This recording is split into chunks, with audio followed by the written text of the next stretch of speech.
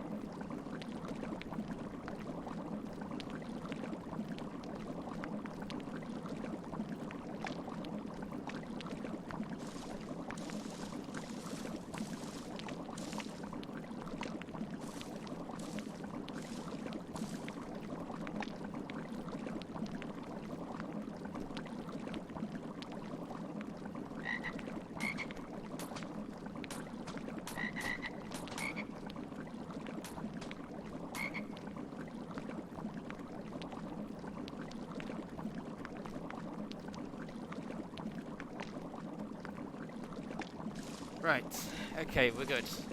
Anyway, guys, welcome back to Dead Men 1 in 10, and welcome back to, well, Lego Harry Potter Years 5 to 7, and on the last episode we showcased Luna Lovegood, and on today's episode we will be showcasing Neville Longbottom, who I think I said in my Luna Lovegood video I would be showcasing, I guess, on this showcase. I think I said that, but either way, even if I didn't or I did, I'm sticking to my word anyway, so therefore we are doing it. So here is 3 out of the 4 variants of good old Neville Longbottom. So here is one of them. This is the version of him, I don't know, in his tank top, I think. And here it is, looking nice. He has the shovel there, that's for digging, so he's actually a bit more of a unique character, because not only does he have Reducto, Wingardium Leviosa, Defendu, Luminous Salon, Acclemency spell, Expecto Patronum. He can also dig and also bring out his pet Trevor. Yeah, Trevor. And, well, here it is, so we'll showcase him here as well, because it's only right. He don't do anything, but, you know, he's a nice inclusion, obviously. So, there you go. And all of the Nevilles do the exact same abilities that I was referring to. So, yeah, that was the tank top. This is the cardigan version. Or cardigan version. So he has the same jump, he has the same stuff, but it's obviously him in his cardigan. And, yeah. It looks great and obviously accurate, and it's good. And then we have the normal Neville, that is just him in his Hogwarts getup, which looks great. It's basically just the standard version of Neville, but it looks great. Has all the same bells and whistles going for it. Doing a video at the moment. But yeah, has all the same bells and whistles and blah blah blah.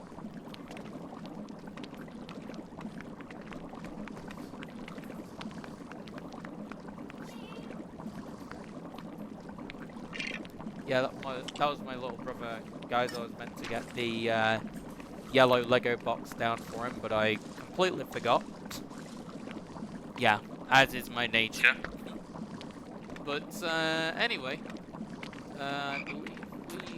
oh man, there's actually a lot more Nevilles than I thought there was. We got Neville in his pajamas, which you do get this version in the first Lego Harry Potter game, 1 to 4, so it obviously returns in style here, and it's basically the same thing, and it also has the same abilities as well, so keep that in mind. So, there you go.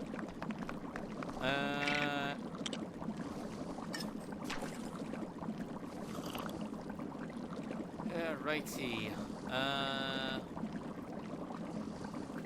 So we got Winter and Waiter. So here's the Winter version of Neville. when he's out in the snow, and naturally he comes with all the same bells and whistles as all the others, but it's just him in his winter look, so looks nice.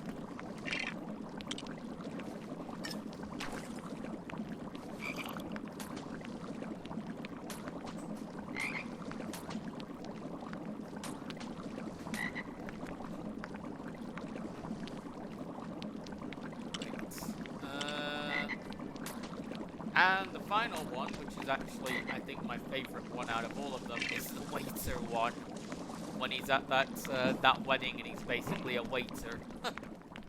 So, yeah, he has all the same stuff as well, but he's obviously in his waiter clothes. So, yeah. Really funny, but also obviously accurate. And, yeah, we'll do some comparisons with some of the other characters. So we'll do some comparisons with him against Harry Potter, Hermione Granger, Ron Weasley, who else? Ginny Weasley and Luna. That's what we'll do. So there you go. So we'll just go with the pink dress Hermione. We won't compare them to all of them because that'll take far too long. Legit far too long. And there's the comparison between Neville and Hermione. There you go. So you get that for your troubles.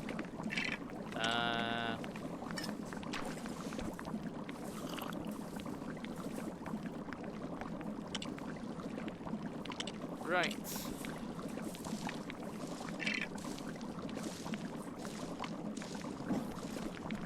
There we go. Here's the comparison between Harry and Neville. So, there we go. That's that.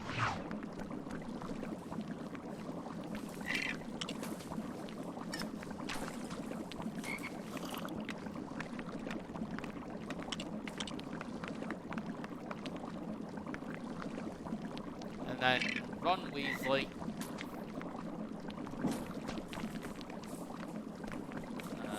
Into position. There we go. There's comparison. Blah blah blah. I mean, to be fair, I'm probably rushing these comparisons a little bit now that I think about it, but you get in the full picture, kind of. Well, maybe not full picture, but picture. So it's not all bad.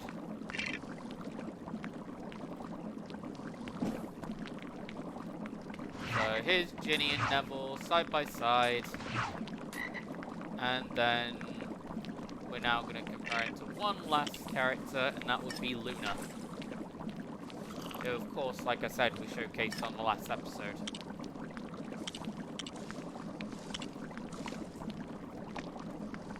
So,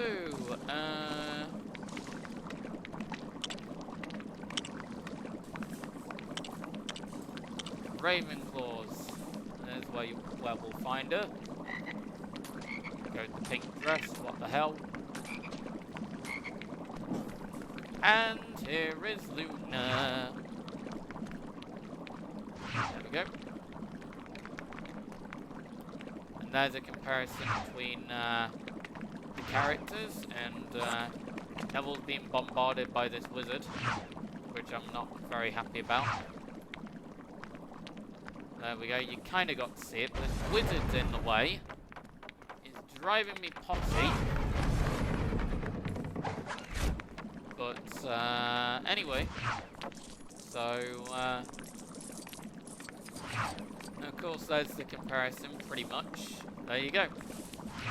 So, finally, information about Mr. Level. I mean, not Level. Mr. Level. Yeah, Mr. Level. Of course he's that. God. Stupid. Or at least that's me at this moment. But, yeah. Information about Neville Longbottom. Back to I was about to say professionalism, but I think we've gone way past not being that way. But, anyhow.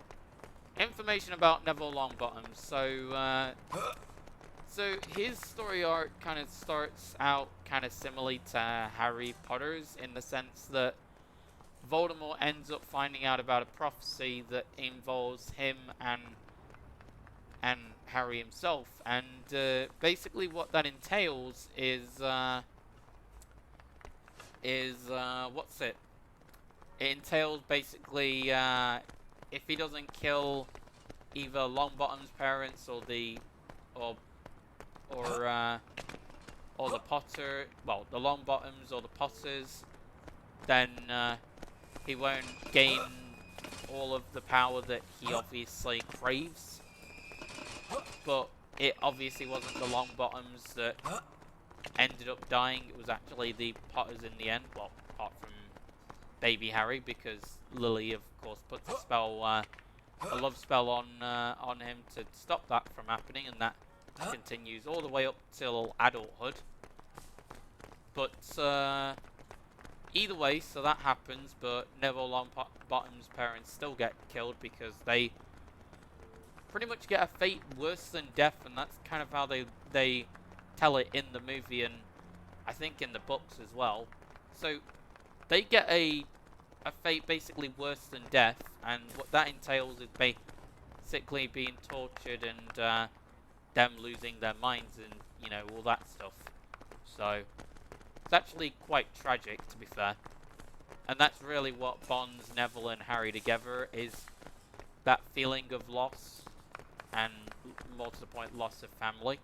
So yeah, and that was by Bellatrix Lestrange. That's who tortured Neville's parents. So there you go. So that's kind of what bonds them, basically. And then when Neville goes up to Hogwarts with Harry and the rest of the gang, they of course become friends in Gryffindor and all that jazz. So that's basically what happens to him in the Philosopher's Stone. But he also stands up to Hermione, which, good going on Neville's part, but because I don't think I would be able to do that. But either way, I don't think I would be able to do that, especially after what actually happened with him, you know, turning him into stone and all that, which was pretty savage and pretty terrifying when you think about it. And Ron kind of says that in the actual film, which is quite funny. Obviously not in the same way that I said it, but you guys get my drift. So yeah, so that happens in the second film. The Chamber of Secrets, I had to think about that one for a minute. But Chamber of Secrets, nothing much really goes on with Neville other than just being friends with the gang. And that's kind of the same with Prisoner of Azkaban as well. Nothing much really happens with him. And then same goes with Goblet of Fire, although he did get a few good spots in because he was helping Harry out with cracking the case to, you know, the whole Triwizard tournament thing, or tournament thing. And then also the fact that he said that famous line, "Oh no, I killed Harry Potter," which was hilarious. But yeah, that was hilarious. But yeah, he said that famous line. He has quite a few interesting famous lines, to be honest. But that was definitely one of his more funnier ones. So yeah. So he basically says that. So a bit of stuff happens with him in Goblet of Fire, but not an awful lot. Until we get to the Order of the Phoenix, when obviously Luna ends up in the situation and they kind of start forming a more than friendly relationship. But even then, I might be wrong. It may have been forming in Half-Blood Prince and Deathly Hallows Part 1 and 2. It could have been that, but who the hell really knows? But that's, I guess, when you could say it started was in Order of the Phoenix. So that happened. He was alongside the ride for Harry and the others when they went to the, I think, Department of Mysteries, as we check out all of Neville's Idol animations there. Pretty funny. But yeah, so they go into the Department of Mysteries basically, and yeah, that's what happens, I think. And they basically try and find a prophecy, which is the same prophecy that I alluded to at the start of this video, to do with either Neville or Harry, but obviously in the end it was to do with Harry Potter anyway. So, there you go. But, point is, they basically try to find a prophecy in the form of that, so basically one of those, like, kind of snow globe type things, but they're obviously not snow globes, because there's no snow inside of them. But that's basically what they are, and I think they're meant to, like, have you look into the future, but I'm probably wrong in that situation, I can't remember.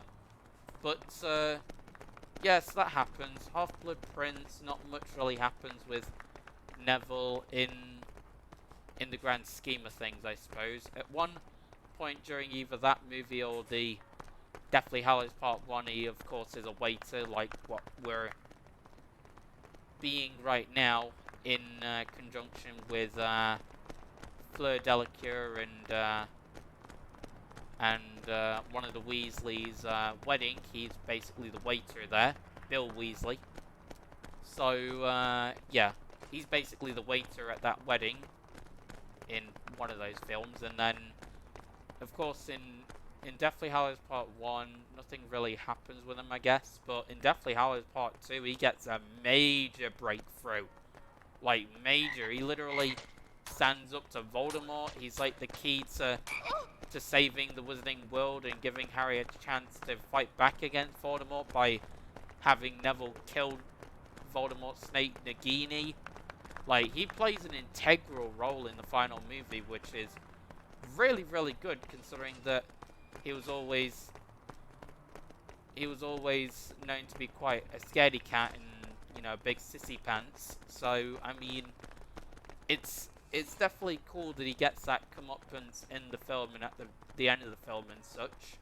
So, a lot definitely goes off with him there, and he basically gets his comeuppance and really, really comes into his own, which is really, really nice to see. But, yeah. So that's basically, well, the story arc of Neville, and then obviously he leaves Hogwarts with the rest of them and goes on to do other things, but, I can't remember what those things are, to be honest. But, point is, that's basically the story arc of Neville. This is my showcase of Neville, and, yeah. I'm going to be cutting this one to a close. So, yeah. If you guys enjoyed this video, then like, comment, subscribe, share the videos. If we get up to 150 likes, that'd be great. And, yeah. Ciao, guys.